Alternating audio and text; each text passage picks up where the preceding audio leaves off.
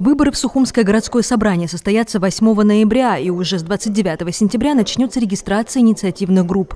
Вообще, городских депутатов должны были выбрать еще в марте, но из-за политической обстановки их перенесли сначала на лето, а затем и на осень 2025 года.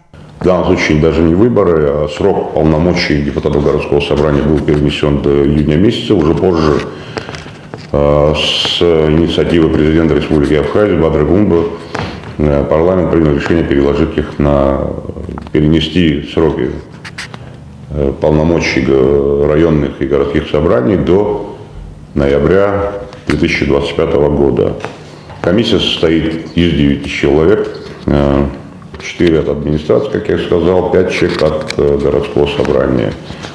Сама комиссия определилась с тем, что назначая руководителя, в данном случае я представляю должность руководителя комиссии. По словам членов избирательной комиссии, обычно явка электората на выборах в городское собрание не превышает 25%. И это плохо, так как небольшой процент людей влияет на то, кто из депутатов и как будет представлять интересы горожан перед органами власти.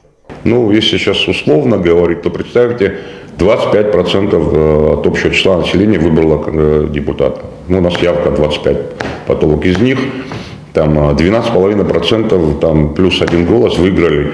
В итоге получается, что на территории округа интересы всего округа представляет человек, который поддержал 12% от общего числа. И чем больше будет процент явки, тем больше вероятность того, что кандидаты и сами депутаты уже будущего собрания будут представлять интересы большей части населения. Нам бы это очень хотелось. Стать депутатом Сухумского городского собрания может житель столицы, достигший 25 лет, не судимый и никогда не состоявший на учете в наркодиспансере. Кроме того, кандидат в депутаты не может быть сотрудником городской администрации или должностным лицом, которое избирают. Все-таки надо понимать, что первичная задача и работа депутатов, как городского собрания, так и парламента, это представительские функции. То есть функция представлять интересы людей. А представлять интересы людей человек может, в принципе, с любым образованием, если люди доверяют ему представление своих интересов. Как говорят члены избирательной комиссии, сейчас депутаты горсобрания обладают достаточно широкими полномочиями. И поэтому в интересах жителей столицы повлиять на то, кто же все-таки войдет в его состав.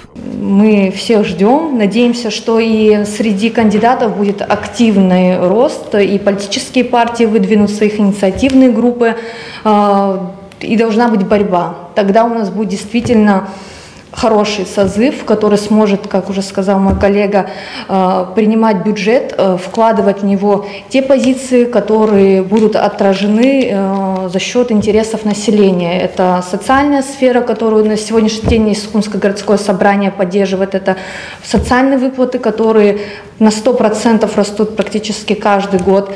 Мы уделяем этому особое внимание.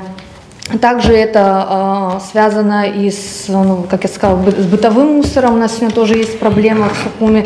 Эти все вопросы сегодня стоят на повестке, и депутаты должны эти вопросы лоббировать. Кроме того, у депутатов местных собраний достаточно и политических рычагов влияния. Вы знаете, что у них с недавних пор появилось право, не появилось право, у них и раньше было право утверждать главу администрации города Сухум. Другое дело, что это приобрело если раньше глава администрации города мог находиться бессрочно, без утверждения, то сейчас строгие ограничения в течение 2 месяцев либо одобрило городское собрание, то есть, по сути, они влияют на назначение руководителей администрации. И у нас уже есть примеры по стране, где районные администрации не утвердили глав администрации районов, где они вынуждены. И в этой связи интерес к выборам, конечно, возрос. У них появились ряд других полномочий. Часто люди для решения каких-то бытовых неурядиц обращаются в парламент. Но все, с чем обычно идут в народное собрание, сфера ответственности городских депутатов. Но часто бывает, что горожане даже не знают, как выглядит их депутат. Я думаю, что в связи с тем, что полномочия депутата городского собрания увеличатся, скорее всего, люди будут чаще обращаться сюда. Потому что сегодня все завязано у нас на парламенте Республики Абхазия. Все бегут туда по всяким вопросам. Но именно такого рода вопросы должны решать депутаты городского собрания. Потому что они занимаются больше хозяйственной деятельностью города Сухум. Чтобы привлечь больше внимания к городскому собранию и сделать столичных депутатов более заметными фигурами, избирательная комиссия намерена максимально осветить эти выборы. За 30 лет еще не было практики телевизионных эфиров, дебатов самих кандидатов, где на этом этапе однозначно, совершенно точно, комиссия собирается проводить телевизионные дебаты кандидатов.